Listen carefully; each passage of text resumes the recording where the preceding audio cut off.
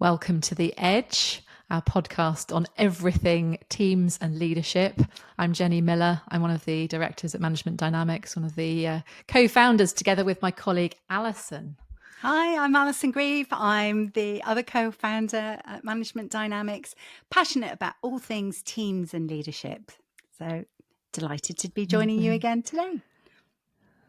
Thank you, Ali. We're here today to talk about onboarding and offboarding in teams. So when you've got, what do we mean by onboarding, offboarding? When new team members join, team members leave the team, how do you create a great experience for people and keep that high performance going in the team? I think, as leaders, we always get a bit anxious when people leave the team and when new people join. Is this going to change the dynamic of the team? And if so, how? And how can I manage that?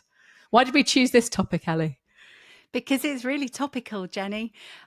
We have somebody just joined and we've also got somebody who's leaving. And so it's on the front of our minds. Like all leaders, we would love to just keep the team static. Well, not really static, but it's sad when people are leaving and exciting when they're joining. But there's also a worry about how we're going to, cover the workload, achieve all the business results and all the activity that needs doing. There's, targets, there's projects, there's, all of that to be done. And at the same time, you've got somebody new who you want to have a wonderful experience, and somebody's leaving with all that knowledge and skill and expertise, and you'll miss them as a person too. So I think because of that, we've really been thinking about it, haven't we, Jenni? We have. And I know a lot of leaders think about it. A lot of the leaders we work with and the teams that we work with are often saying to us, oh gosh, I'm not sure it's a great time to start this team coaching process because my team's not complete, or I've got a new person starting in a couple of months' time. Should we wait for them? And it's clearly something that's on leaders' minds in terms of the dynamic impact. When I say that, it's kind of like the impact that the person joining and the person leaving has on the dynamic within the team. Yeah. And it's true. There is a shift and there is an impact when you've got a new person joining. It's going to change the dynamic within the team because they're different and they're new and they're a different person. And also likewise, when somebody leaves the team, there's also a shift in the dynamic there because they've left and it's not going to be the same without them. So there's something there, isn't there, about you've created a new system. And so we would say the team is new, actually.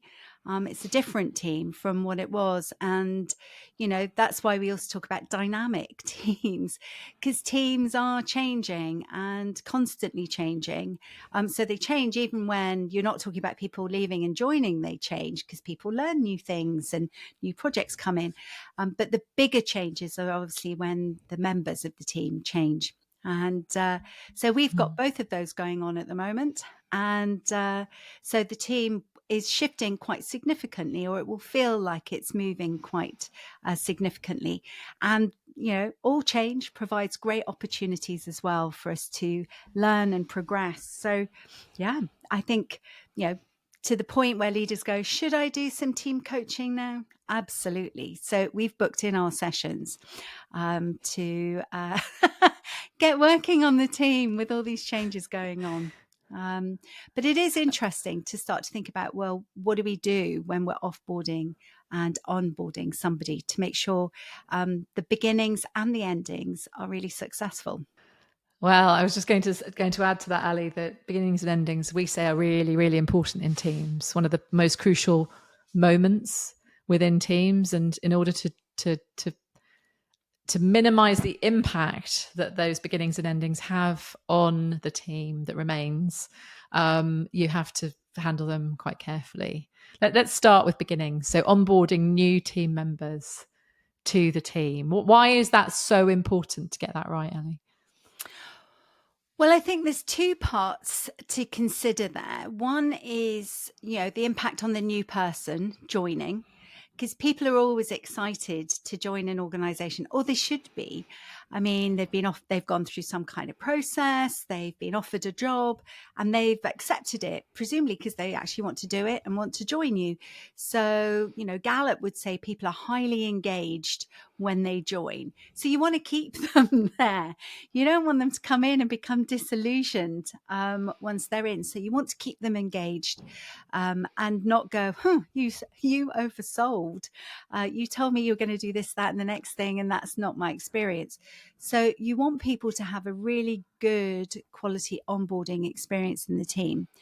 You also want the team to have a good experience as well. So, we've talked about how this creates a new team. It does. What's the impact going to be on them? And some team members might be quite anxious about a new person coming in, about what does this mean for me? How am I going to relate to them?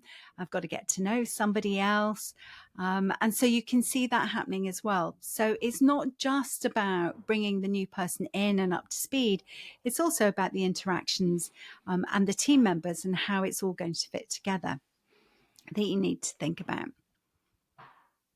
And there's something in all of that about it not, I think what I often see is that leaders feel like the induction of their new person into the team rests on their shoulders. And it probably feels natural because they've maybe probably have been the person to interview them and to offer them the job and all of that. And so for them then to create their induction plan probably feels relatively natural. The danger with it just sitting with the leader is that the team don't feel any ownership of the onboarding of that new person at all. And so, we would always advocate, and this is what we've done, isn't it, Ali, in terms of the onboarding of our new person who started, I think, 3 weeks ago.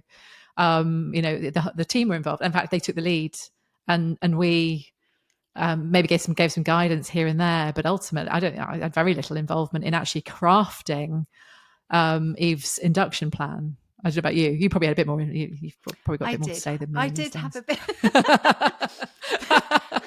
I did have a bit of a play with it, shall I say? A bit of a shaping of it. But I think, there's a part as a leader where I think it's really good for you to be involved, the shaping of the direction and their place and spending time with them to help them settle as their boss, really.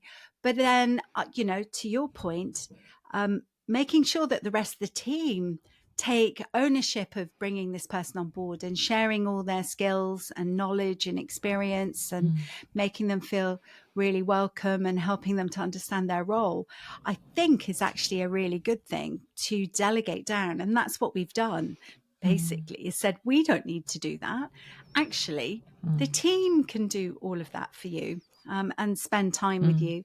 And so it creates pockets of collaboration and activity and starts to mirror the way that we want them to carry on working once they're fully up to speed, which is to do the stuff, but also to involve their colleagues quite regularly. And connect with them. And to support them and to be interested in their development and to be helping them to connect the dots between what they're doing and what other people are doing and other parts of our clients and the other organizations that we work with.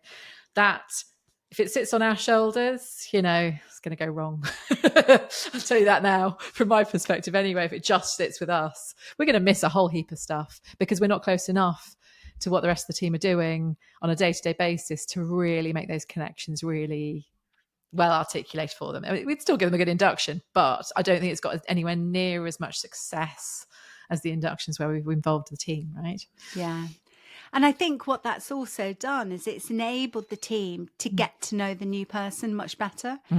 So they're spending time sharing what they do, how they do it, and also, learning from the questions they're asked. So I think it challenges their level of expertise because, we all know that if you have to teach someone, it takes you to the next level because you suddenly think, I don't know quite how to do that.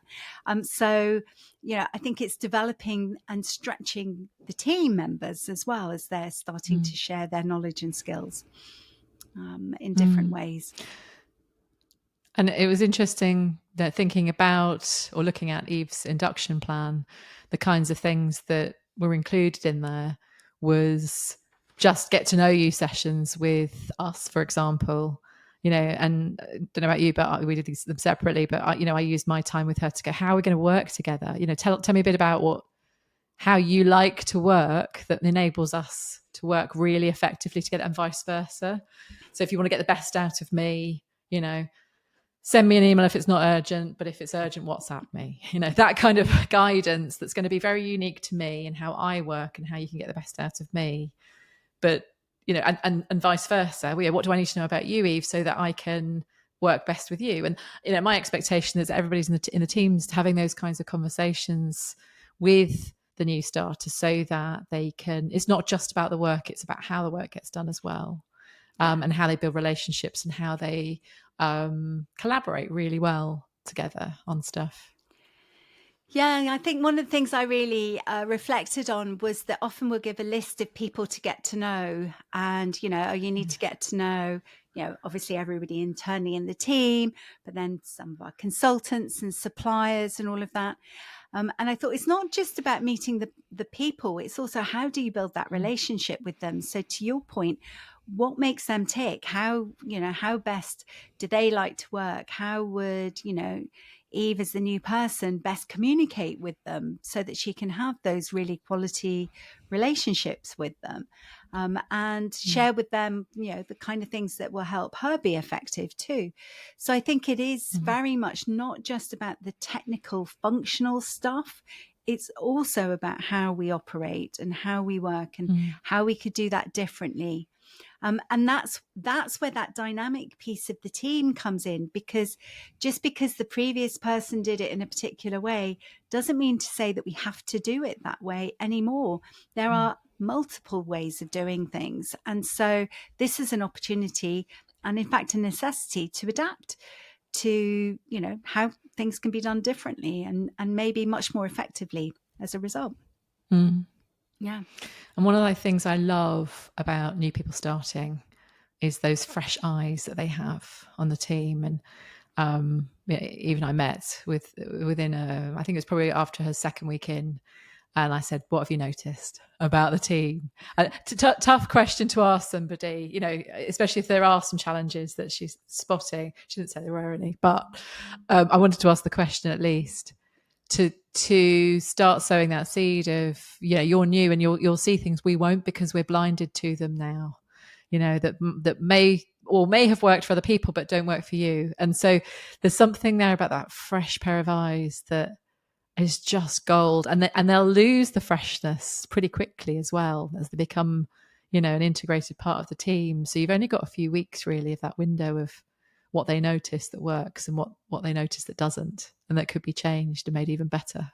Yeah, absolutely. And so asking those questions, and also asking those questions about, how they did things in their previous organization and, some of that knowledge and skills, and what could we do? Is there things that we could learn from there? I think many, induction plans don't really think about how do you pull from the person some stuff they did before that could be adapted. And I don't think that's something people could do maybe in the first or second week, because they're still learning about what on earth I'm meant to do here. But also, to your point, if you leave it too long, they won't see it anymore. But there is a sweet spot of time when actually they're kind of bridging both, and they're still, fresh enough and still connected enough to their older place where they could say, well, actually, we used to do this and this, and that worked really well. And so, I think rather than well, that's not how we do it around here kind of mentality, you can go to whoa, we'd love some new ideas. Let's have a go and try some of this. And maybe we won't do exactly the same, but we could build on it and create our own version of whatever it is. So I think that's one of the things you and I need to ask Eve in the next couple of weeks. Absolutely, keep on asking it. And we, as you said, we've put some team coaching in the diary in the next couple of weeks because of Eve joining the team. It's something we do regularly anyway, regardless of whether new people are joining. But I think it was the thing that made it prompted us to do it, right? Because of that piece that you mentioned a little while ago on this podcast, Ali, which was that every time somebody changes in the team is new, and so a new team is a perfect opportunity to be assessing how things are going and have a discussion about what works and what doesn't. And I think by the time that we get to that, I think Eve will have been enrolled for about 5 or 6 weeks. And so that's a good length of time to be able to go, okay, now I've got some opinions on what works and what doesn't, and I need a mechanism for sharing that. Me asking her may or may not create the right environment for her to be able to answer it. But doing a diagnostic anonymously could. And so that's what one of the first, in fact, the diagnostic's out at the moment, isn't it? Ready to go. And as I was responding, I don't know if you've done it yet, Ali, but probably not. But you have. Oh my God, I'm impressed. Did it as soon as it arrived? I was like, "Woo, ping!" But as I was going through it, I was reflecting. It was causing me to reflect upon the team as it is right now in this moment, and some of the things that you'll see in my responses when we talk about them is that it probably reflects the fact that we are a new team again.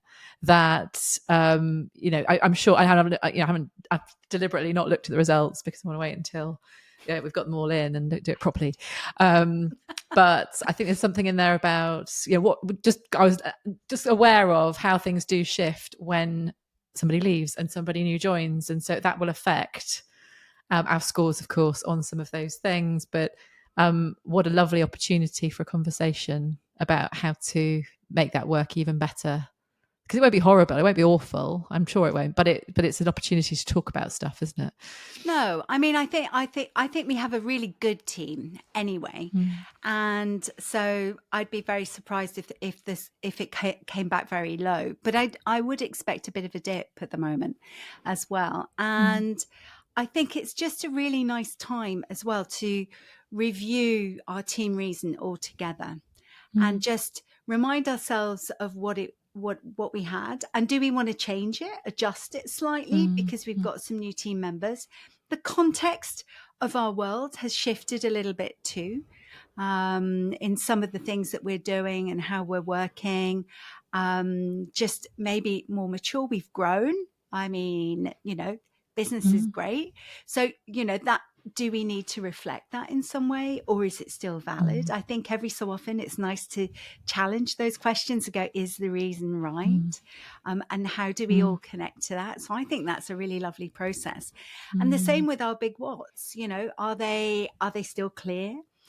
Obviously, Eve's not that clear on them yet, so we need to get her nailed into those big what's. And I think it would be a good moment to just review our progress against them. How are we doing? And do they need adjusting as well? And then thinking about some of the team routines and obviously building the relationship. So I think there's a whole bunch of things that we can do, which will just be so nice. Yeah. And, our advice, whether you do a team coaching process or not, or whether it's just part of the induction plan for the individual, is to be thinking about, if you think about all the things that you just mentioned, Ali, that those are the way that we do things around here. So it's our team culture, our team routines that we have for driving high performance in our team and creating an amazing place to work.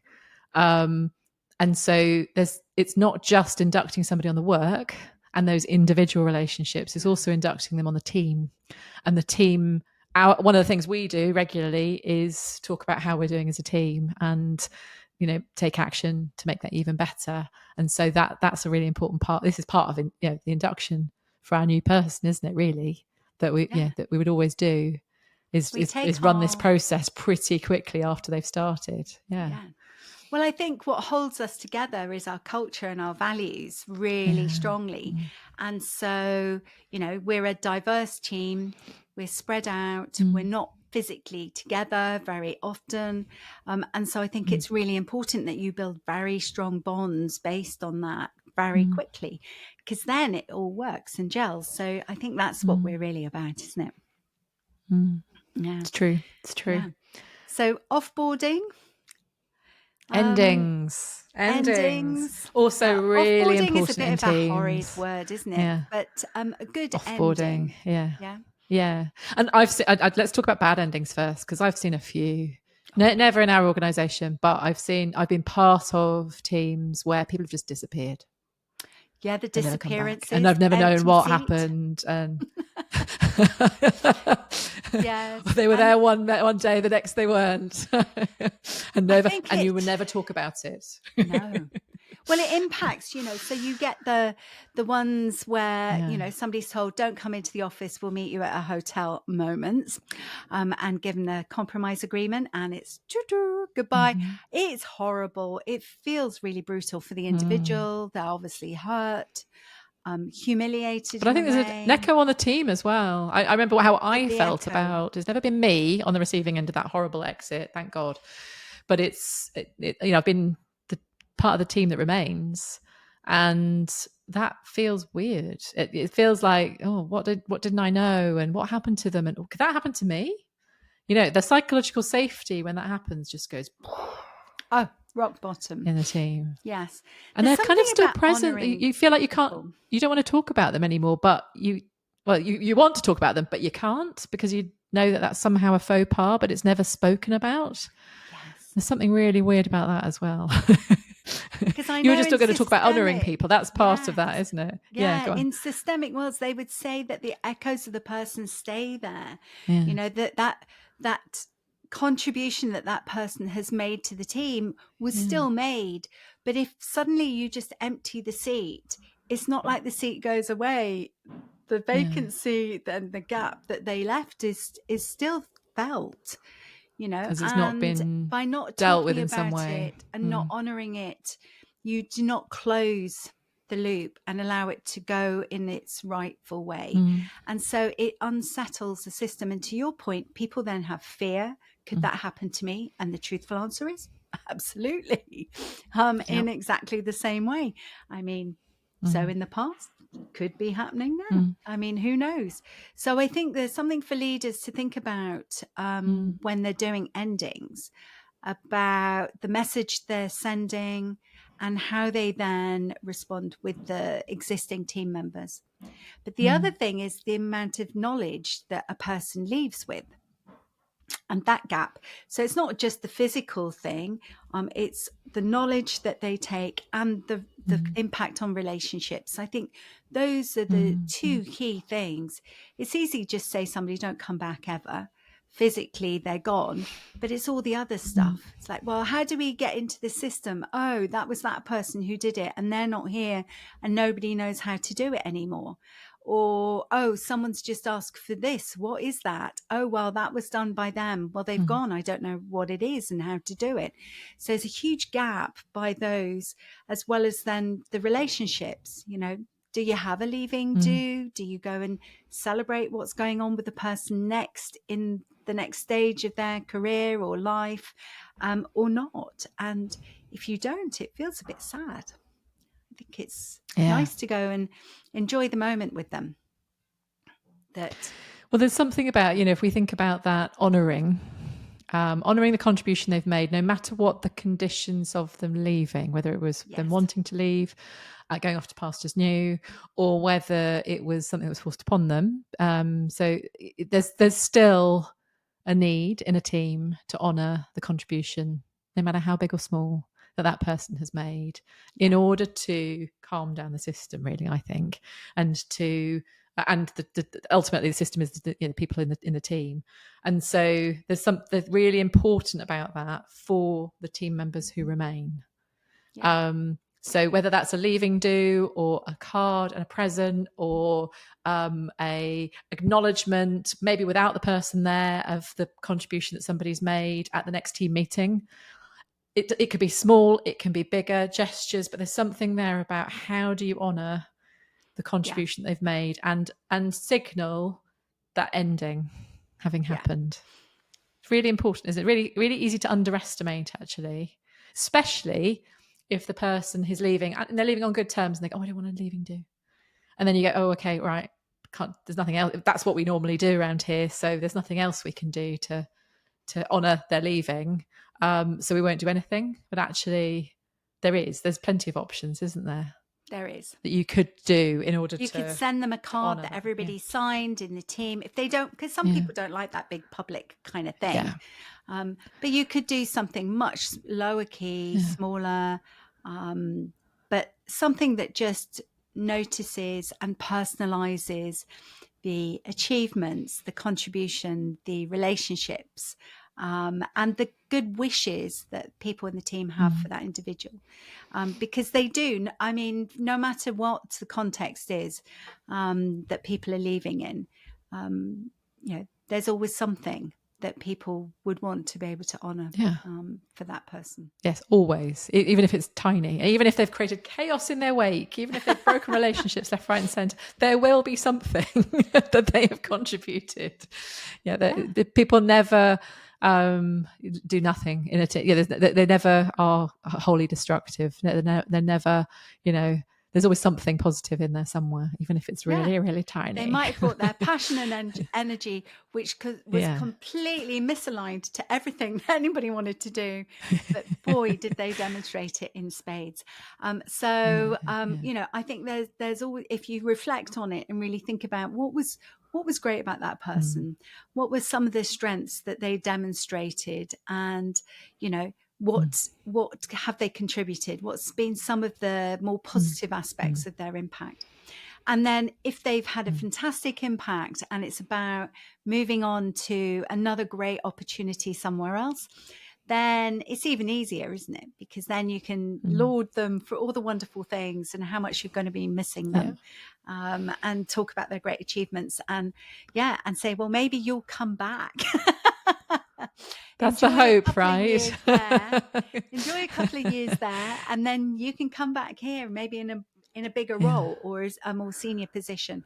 So and that happens, people go and hop off and develop more, and then I had a CEO. You're reminding me, Ali, of a CEO I had when I was at Vodafone, and I was in New Zealand, in Vodafone New Zealand, and the market there is very small, and there's only a couple of telcos that you could go to.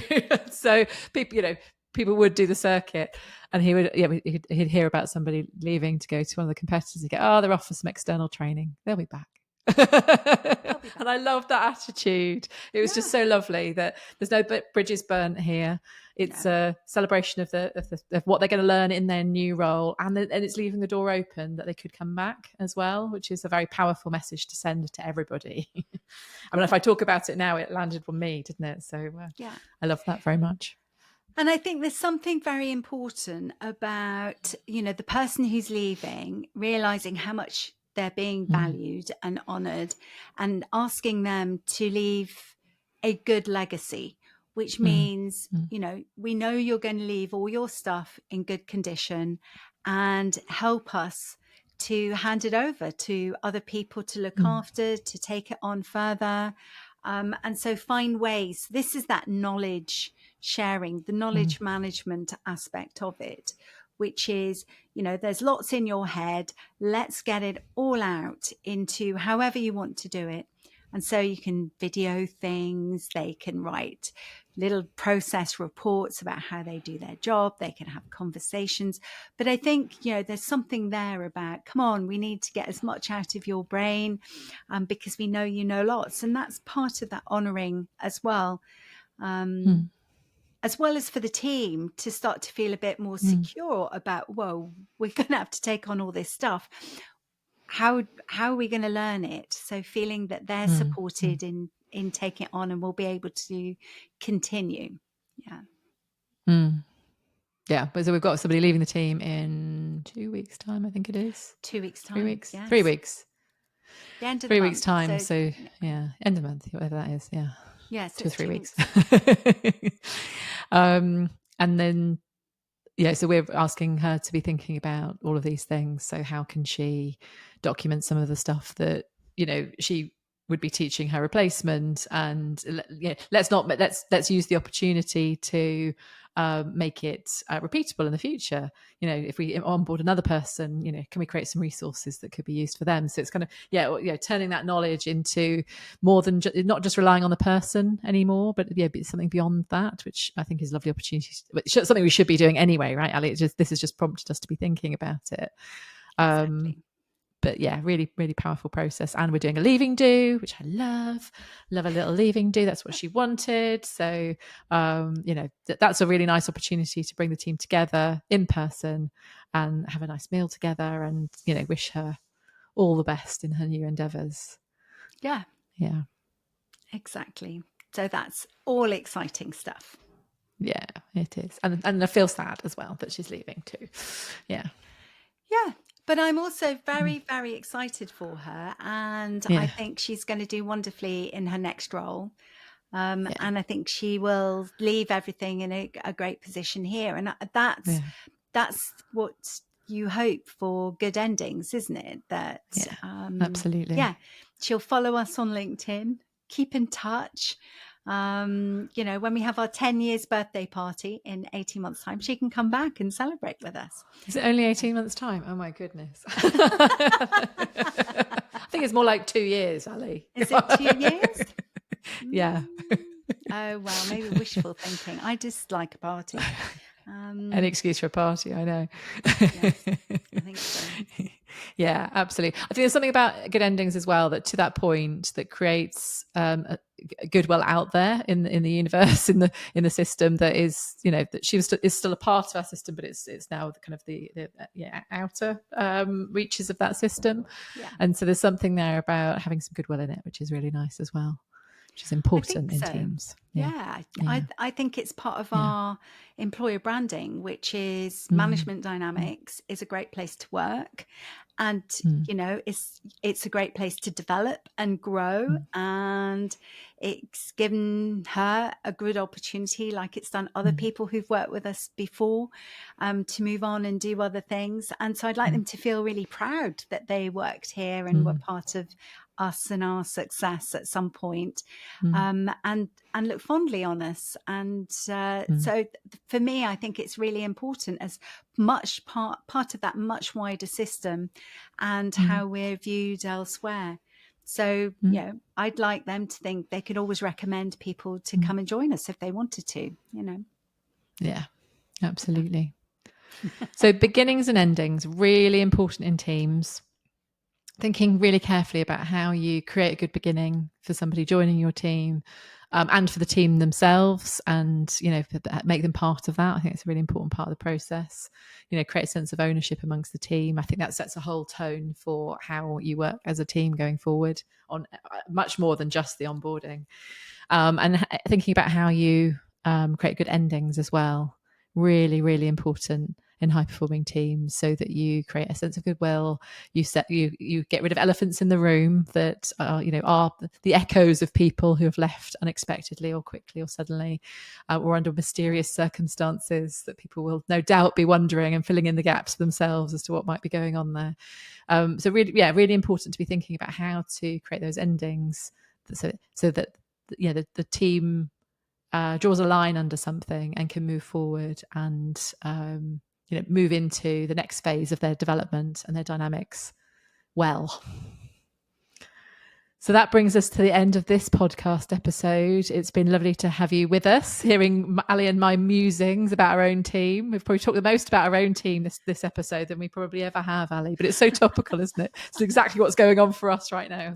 Hence, we thought it was a good opportunity to kind of bring that into our podcast. But take care, and we'll see you all again soon.